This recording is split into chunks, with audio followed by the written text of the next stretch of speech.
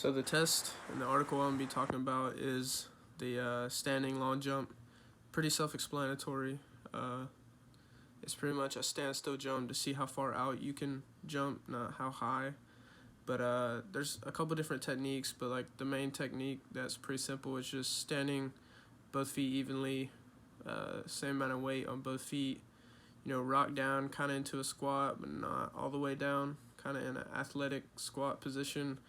And then jump forward off your toes, thrust your hips forward, throw your legs out as far out as you can, and land.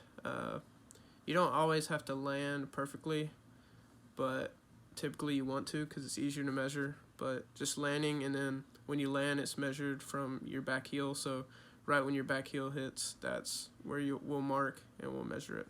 And we'll measure it we'll just have some cones laid out for like every foot so you can judge how many feet you go out.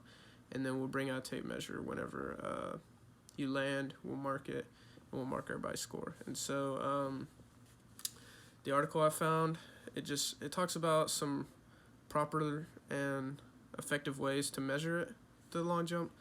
It talked about that, and then it talks about some physical attributes that are good to have when doing the standing long jump, so like height and weight and things like that. And then it also talked about how to properly judge, like how to mark how far the athlete jumps and how to properly do that. And so the main concept was the generally like taller athletes would jump farther, but that's not always the case, but that was in the article. That's what they gathered, the information they gathered. Also, they noticed that like when a lot of it depended on the surface that the athlete would jump off of. So like would jump off or land into, so whether it be like sand, concrete, or like a track, they all three had different like measurements on all three of those. And then the study showed and it proved two main differences that resulted in difference of the long jump were both the surface and then the height and weight of the participant.